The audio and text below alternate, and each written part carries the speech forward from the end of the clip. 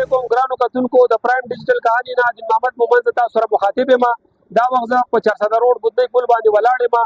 د 15 مارچ نه تر اوسه پورې د بارانونو د وجې ډېر جاني او مالي نقصانات شولو. په دې کې اوسه پورې 40 کسان چې دی وفات شوي دي، 119 چې دی زخمیان شوي دي.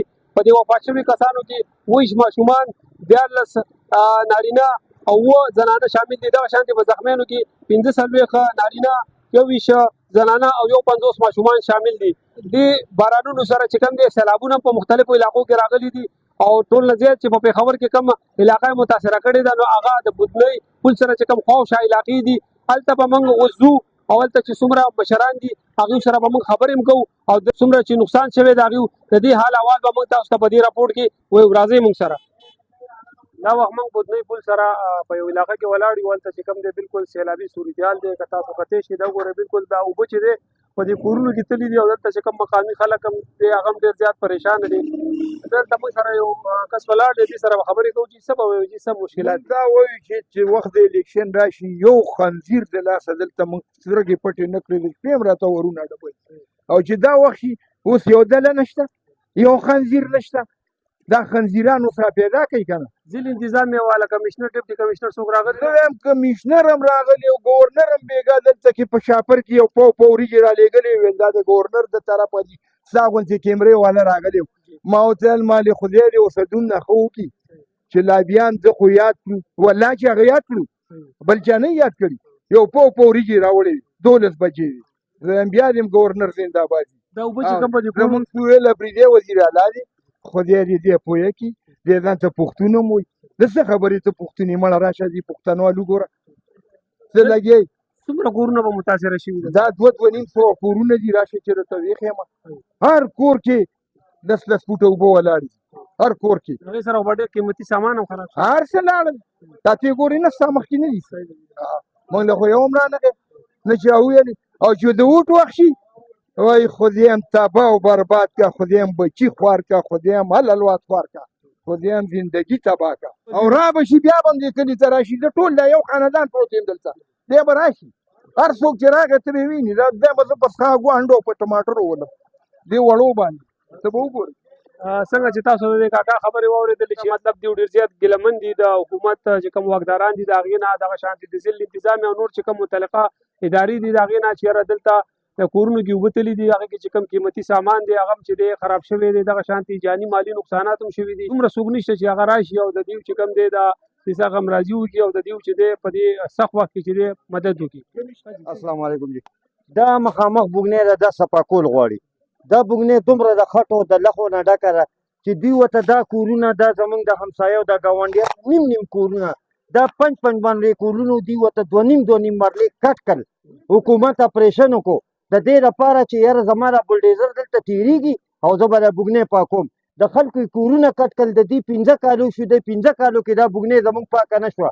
هغلته نوی پل جوړ شو، بل پل ورپسې جوړ شو، هغه پلونه واپس د ګند نه ډک شو. خو مطلب دا دی دا بوګنی پاکه نه شوه. دې ګورنمنټ سره یو بلډیزر نشته، زما یو ایم پی ای نشته، زما یو ناظم نشته چې یو بلډیزر خالي راولېږي او ما له بوګنی پاکه کړي. نه صاحب، په پلته کې ورځې زه په خپله دوکاندار یم، دا مخامخ مې دوکان دی. که 10 تروړې ورځې را نه وای دی ټول کلي ته لارې ولاړ دي. زه یې ورله 10 کیلو نور یم ورکولی شم، الحمدلله وس لرم. خو ته سوچ وکړه یار چې د دې بوګنی حل به څو دي. دلته شاته غریب خلک دي، دیوالونه پرې را پرېوتي دي، شاته په یو باندې کور کمره ناسته ده، هغه اړه یو کور راوغورځېدو. دا سیډوال اربونه روپۍ دی ولګول په دې سیډوال باندې. مین خبره راته کوم، اربونه روپۍ پر سیډوال باندې ولګېدل او ته صفا کېې نه. د هغې ما ته څه فایده شوه؟ هېڅ فایده ما ته نه شوه.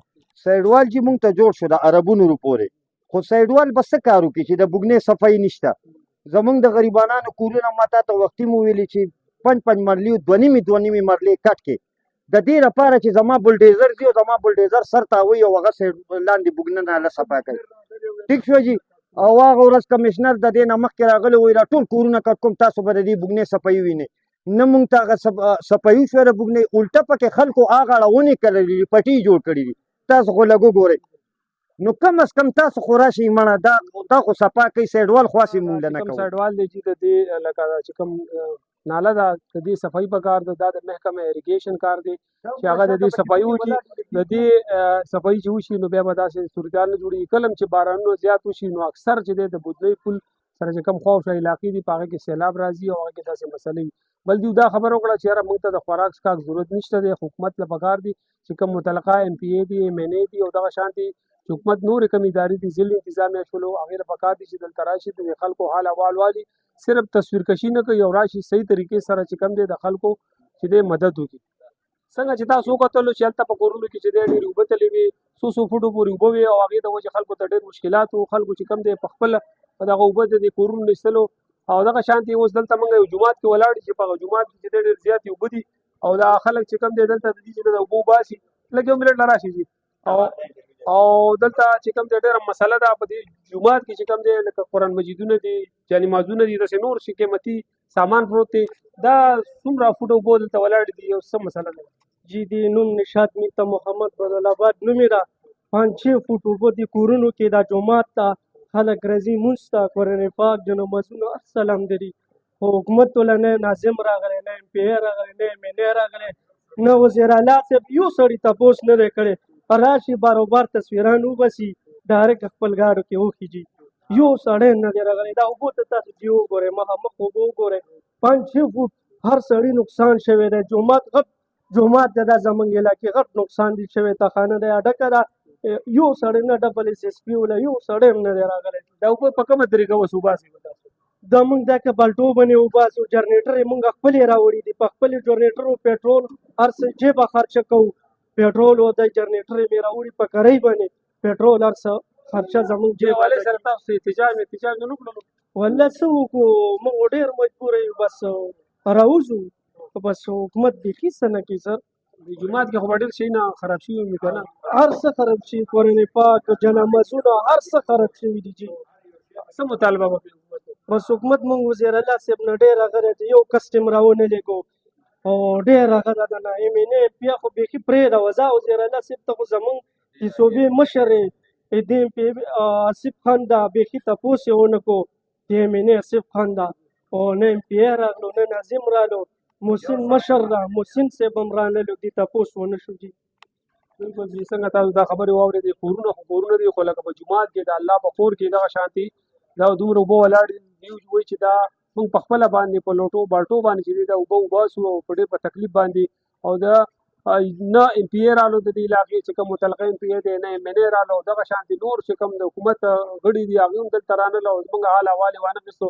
نو ډېر د شرم مقام دی چې دا خلک دومره په تکلیف کې دي او هغې نه باوجود یې چا تپوس ونه کړو ګرانو کتونکو تاسو د دې علاقې د مشرانو خبرې واورېدلې او هغوی ډېر زیات ګیلهمن دي چې یاره موږ لا نه وزیر اعلی خیبر پښتونخوا سهیل اپریدي او دغه شانتې نور چې کوم متعلقه MPA او MNA دي هغوی رانغللو او موږ ته چې کوم دی یو سپک نظر وکړلو ولې لکه دوی لا وایي موږ ووټ ورکړی دی او موږ په ووټ باندې دوی دې ځله راغلي دي او دومره پروټوکول او په مزو کې دي او اوس موږ باندې چې دا سخته راله نو بالکل موږ نه ځان بېخبره کړلو دا وجې زموږ د نن ویډیو آینده به د نوي ویډیو سره ستاسو په خدمت کې بیا حاضرېږو تر هغې پورې موږ له اجازت راکوئ د الله په امان